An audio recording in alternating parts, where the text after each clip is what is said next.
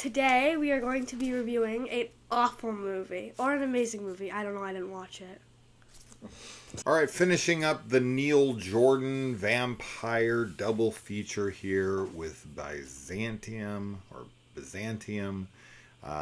This is one that I had saw when it came out back in 2012, and I remember just kind of being bored with it, and so I've never had really any interest to revisit it. And after watching Interview with the Vampire, which I did enjoy, I was very curious to go and revisit this. And so I did. And I am pretty pleasantly surprised that I was really, really into this. I actually really enjoyed this a lot, which is great. I mean, of course, anytime I watch anything, I want to enjoy it. It's why would I not want to? So I'm glad to have come around on this. Vampire movies are not typically my thing per se, outside of exceptions, like I've said before. But I don't know, this one really worked for me. I really bought into the mood and the vibe and the characters and the relationships and, you know, Eleanor and Clara's story, I think, in the past and the future were very compelling. This is definitely a I don't want to say it's like a super different vampire film, but it feels different enough and separates itself, stands on its own 2 feet as a completely different film than Interview with the Vampire. Like, there's definitely some similarities, for sure, but yeah, I liked this one more. I will say that. Interview has more love for it from people, but I'm actually more in line with this one. So let's talk about it. So we've got Saoirse Ronan and Gemma Arterton here as what we're led to believe are sisters, but because of the vampirism here and the fact that her mom was turned herself around her mid 20s and then came back for her daughter when she was 16 and turned her after she contracted syphilis, and Clara had tuberculosis. I guess everyone in this is just dying from something.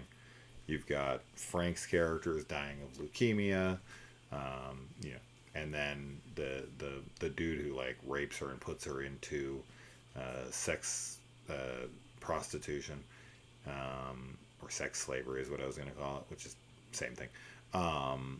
But yeah, he gets syphilis. He passes it on to her daughter, and that's why she has to turn her, and that's why the brethren or the brotherhood, emphasis on the brother, damn patriarchy.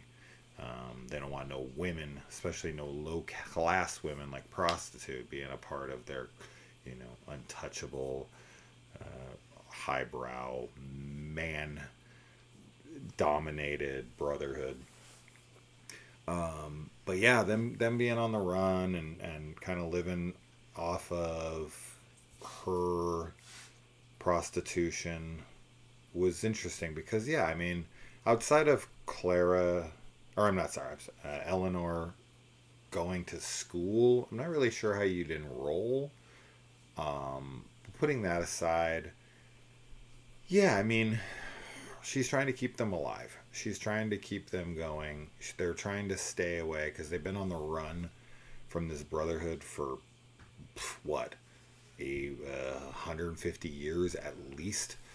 So they are looking for them, and so they have to keep a low profile anyway. So even if they could go and get jobs or whatever, they can't really have any paperwork. And she's already a prostitute. This is what she knows. So to her, this is kind of like old hat. And she's accustomed to it. She doesn't want her daughter to do it, but she's kind of like used to it, and she can't get pregnant. At least I don't think, right? Like, they can't get pregnant, and I would assume they also can't get diseases.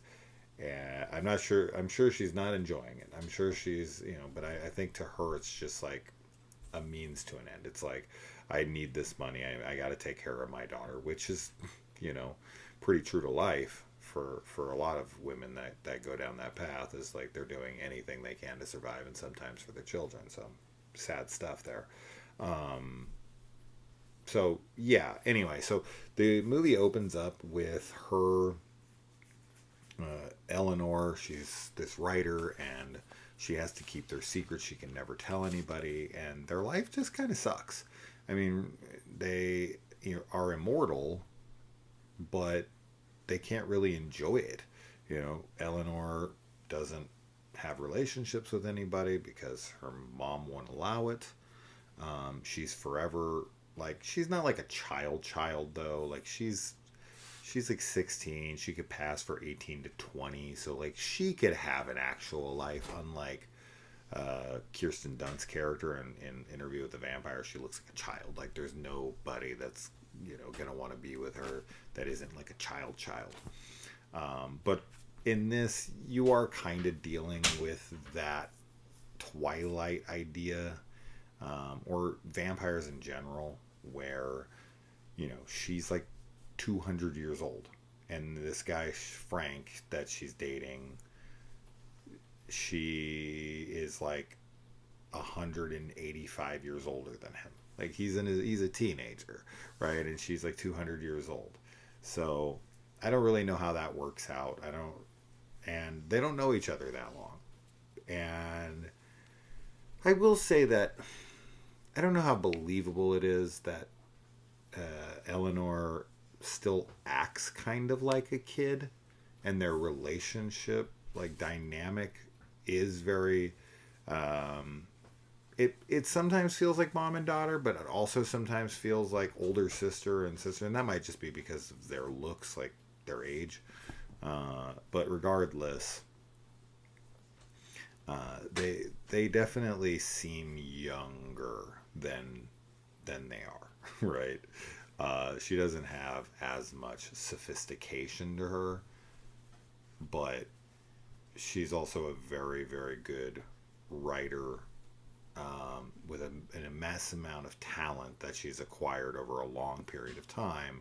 So that makes sense. And I'm not saying she's not mature. She is. But she definitely acts like a kid a good amount in this.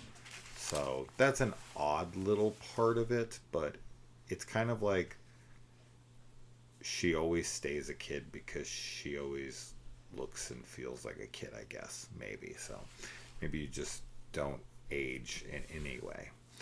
But yeah, I really, really enjoyed the relationship between Eleanor and Clara. Their dynamic was good and believable, and the fact that they kind of felt like sisters, but they also kind of felt like mom and daughter, was cool. And then I really liked Eleanor and Frank's relationship. Like, I actually thought they had really good chemistry. I'm a big fan of Caleb Jones, Caleb Landry Jones. I've always enjoyed his acting and his work all the way back to The Last Exorcism, which I guess would probably be after this. Or yeah, isn't The Last Exorcism? When did The Last Exorcism? This is 2012. I thought The Last Exorcism was like 2014, 2015. Interesting. I don't know. He does look a little older than that. But regardless, I really liked him in this. I really liked them together. I really bought into their romance. I think they play that very well. The mood and atmosphere lines up very well with their performances. So I think that's a big reason. When you're doing kind of this romantic drama horror piece like this, all of those things have to land, and the romance really has to land for me to really like it and really buy into it, and I did. I really did, for sure. So she's working at a strip club, and she gets in an altercation with one of the patrons. She like bites his nose or something. I don't know what happens there. I couldn't really tell, but somehow an attack happens, and then the guys come after her, and she gets chased down, and she's like jumping through windows, and he catches her. He takes her back to this like hotel room or something. Maybe it's her hotel room. That would make sense. That's why she knows where the piano wire is. And then she comes out and she decapitates him, which looks really good. That was a really solid decapitation. And then burns the place down. She's pretty reckless with people's lives in this, and I think that's definitely like, I get it. She can be ruthless. She kills a lot of people. She's been doing it for a long time. And as to where with Eleanor, she likes to get people's permission. She likes to feed on the elderly or the dying. And, the opening scene with her writing down her life story that she can't tell and kind of crumpling it up and throwing it out the window, and that older man finding it, and him believing her story, and being like inviting her over, and having her be like Dr. Sleep, and she helps him, finally be at peace, and it's kind of a win-win for both of them. I loved that. I think that's great. But with her sister is much more ruthless. Her sister, she's mostly out just trying to take out the bad element, right? She kills that pimp. But there's definitely some deaths in here that I know she's trying to protect her daughter. I know what she's doing, but there's definitely some unforgivable kills in this for sure. I know with Noelle that's an accident, and she even screams no as he falls. And you kind of know that guy's days are numbered, and she's really just using him ultimately. Like, he doesn't want the, he doesn't want this freaking prostitution ring like in his place. She turns his hotel that he inherits from his mom into like a whorehouse, and he is such a nice, sweet guy. Like, he genuinely cares about Eleanor. I think he like just allows himself to believe that, Clara likes him, because she's really just using him and using his place, and she's so disconnected. She wants to go around and punish men and bad people, and she has this savior complex, and it's like all these monsters and whatever, and it's like, girl, you need to look in the mirror. So his death is definitely terrible. She doesn't mean to do it, so I'll give it a slight pass. Like, it's awful, and she was using him, and he ends up dead after he confided in her, and he trusted her, and she took advantage of him in every way. So it's hard to look past it, but I'll give it a slight pass. But the teacher, after he finds out, and once again, I know she's trying to protect her daughter, and she's trying to stay away from the brethren, but his death feels wrong. It feels wrong. And then that ends up, by proxy, getting the other colleague of his killed. She gets her neck snapped. Now, Clara doesn't do that, but because of their bullshit bringing that into their life, she gets her killed as well, which I guess you could also blame Eleanor for her death, because she's the one who brought them to them. Because once the story got out, they're like, hey, we know what's going on here. So, yeah. And what does this say? Oh, yeah. It is kind of interesting that this, like, the whole premise of this movie is that she wants to tell her story and is not allowed to. which is literally the exact opposite of the interview with the vampire, right? He is telling his story to someone. So it's kind of interesting that it's like both of them want to tell their story, but in this one she can't, and in the other one Louis can. And then yeah, so I really like the backstory stuff too. You know, we start during the Napoleonic Wars, and she's like working out in the fields, and then this guy comes up after a battle or whatever, and he's like, "Oh, come ride with me," and you know, what's his name? Darvell tries to warn her, like, no, don't go with him. She doesn't listen. She's just naive. She's gonna do what she's gonna do. Takes her back to this place, rapes her, and then like she's sold into prostitution, like right then and there. Like that's her life now. Awful. just awful. And you do have to take that into account. You have to take that into account that for probably 8 to 10 years she was being raped. She was being sold into, you know, this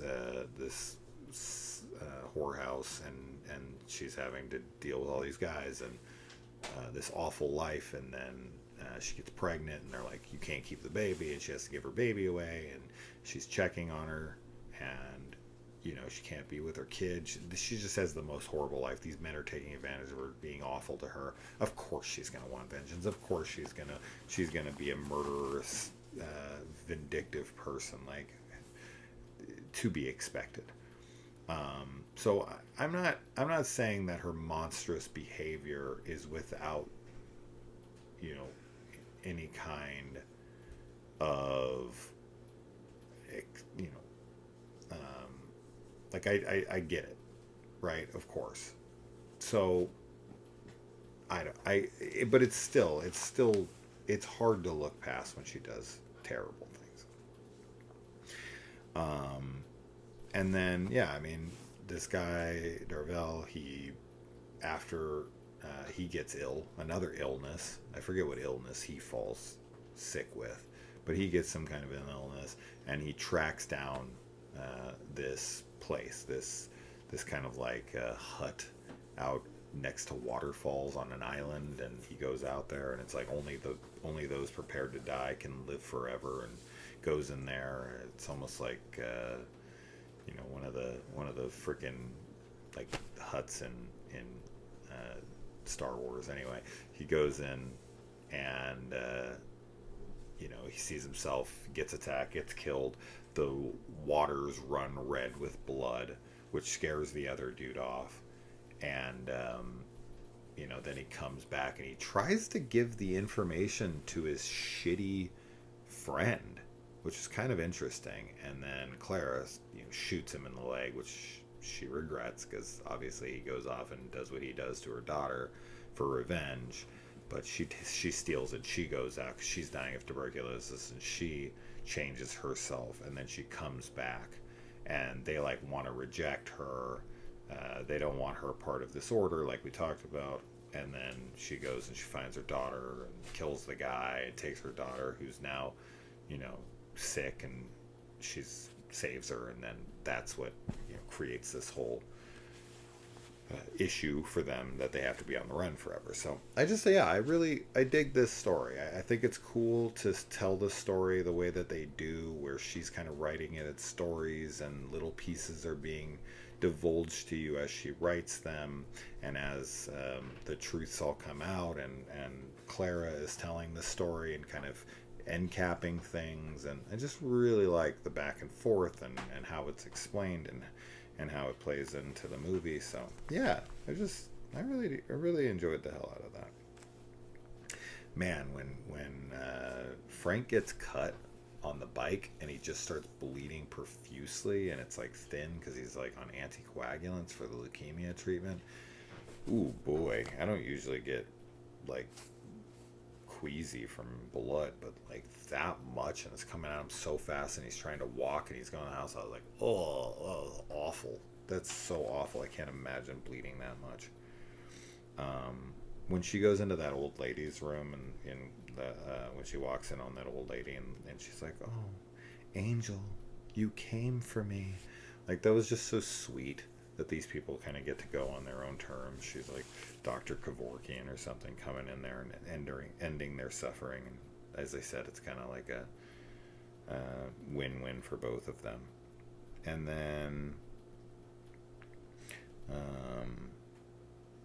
man, yeah, when Clara is like sick and dying, and the guys are like still coming in and raping and beating her, and he's like trying to tell her these stories like she cares. Oh man, you just want that guy dead. You just want that guy dead. You can't help but just like beg, like, please, please. You do get it, but I wish it would have been more brutal. And then Ellen, one thing we've definitely lost as a society is good handwriting, right? We don't really learn it as much anymore, and Eleanor's writing in this is just gorgeous. I always look at like Hannibal's writing in The Silence of the Lambs. Or actually, I should say we see more of it in like Hannibal, the movie Hannibal, not the TV series. We probably see it there too, but that's the one I always remember is in Hannibal when he's writing like the handwritten letters. Just beautiful stuff. The water is turning to blood, which I mentioned earlier, is a really cool visual. I dug that. And then, yeah, of course, Eleanor tells Frank, gives him the story. He doesn't believe it, passes it into the teacher. Is like, what is this shit? But then he does believe it, which is interesting. He kind of flips on it. I don't know if I don't know. I don't know why he all of a sudden flips on it. That I couldn't really figure out. So he just doesn't, and then he just does. So whatever that is, and then he's like, turn me, I'm ready to be with you. And yeah, I mean, he's young, she's not, so I don't know on that, but they always make these decisions because, like, we don't live forever, and we take much longer to decide when we're going to marry somebody. Typically we usually date for like years, and in these vampire movies, when they meet, they usually are hanging out with someone for like a day or a week before they decide to like turn them into vampires and be with them forever. Like, people would take a much longer time to decide who they were going to be with if we never died. So I find it funny that their dating has been expedited when the length of their life has been extended so exponentially. And then I kind of talked about all that. Yeah, man, I talked about most of these things.